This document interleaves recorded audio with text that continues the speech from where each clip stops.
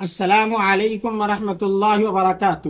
دوستو، اللہ تعالیٰ کے فضل و کرم سے میں امید کرتا ہوں کہ آپ لوگ خیریت سے ہوں گے، اور میری دعا ہے آپ تمام لوگوں کے لیے کہ جہاں بھی رہیں خوش رہیں، آباد رہیں، سرسبز و شاداب رہیں، خوب کمائیں اور خوب لٹائیں، اپنوں کو نہ چھوڑیں اور ضرورت مندوں کو نہ بھولیں۔ آج کی اس ویڈیو میں آپ کو ایک نہایت مجرب اور آزمودہ نسخہ بتانے جا رہا ہوں جو پرانی کھانسی، سینے پہ جمے ہوئے بلغم کو آسانی سے نکال دیتا ہے، سینے کی کھلکھلاہٹ کو آسانی سے ختم کر دیتا ہے، سانس کی گھٹن اور بھاری آواز کے لیے بہت ہی فائدہ مند ہے۔ اگر سینے پر بلغم جمنے کی وجہ سے سانس پھولتا ہو تو اس حالت میں بھی بہت فائدہ مند ہے۔ یہ نسخہ صدیوں پرانا آزمودہ ہے اور بہت لوگوں نے اس سے فائدہ اٹھایا ہے۔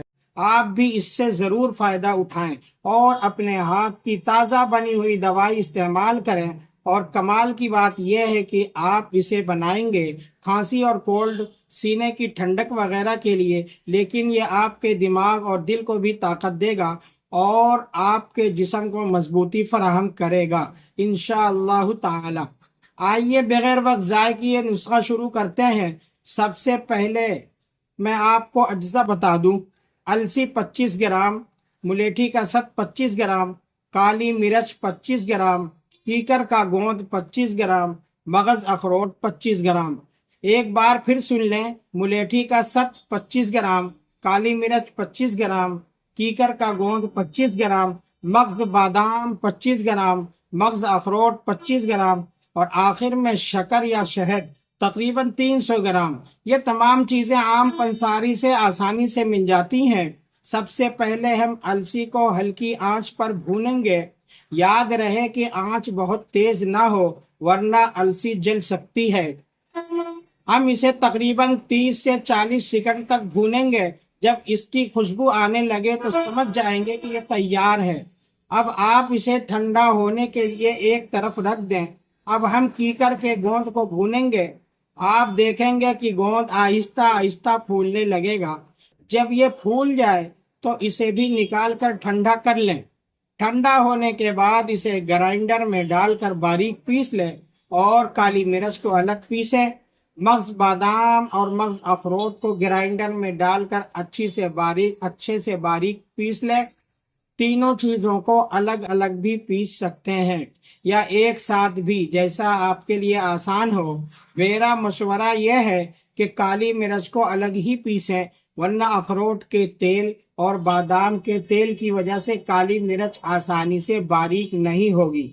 اب ہم ان پسی ہوئی چیزوں میں ملیٹھی کا ست شامل کریں گے۔ ملیٹھی کا ست عام پنساری سے مل جاتا ہے۔ اسے دھوپ میں سکھا لیں اور باریک باریک ٹکڑے کر لیں، پھر مکسر یا گرائنڈر میں پیس لیں، ورنہ مکسر کی چھری ٹوٹ سکتی ہے اس سے۔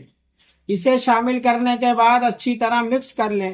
اب ہم السی، پسا ہوا گوند، پسی ہوئی کالی مرچ، بادام، اخروٹ اور ملیٹھی آل یعنی تمام اجزاء ایک بڑے برتن میں ڈال کر اچھی طرح ملا دیں گے۔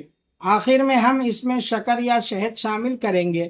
اگر آپ شہد استعمال کر رہے ہیں تو تھوڑا تھوڑا کر کے شامل کریں تاکہ آمیزہ زیادہ پتلا نہ ہو جائے۔ آہستہ آہستہ مکس کریں یہاں تک کہ ایک جان سا گاڑھا لیپ تیار ہو جائے۔ اور اگر چاہیں تو شکر کا پاؤڈر اور تمام چیزوں کا پاؤڈر ایک جگہ ملا لیں۔ اس نسخے کا طریقہ استعمال بہت آسان ہے۔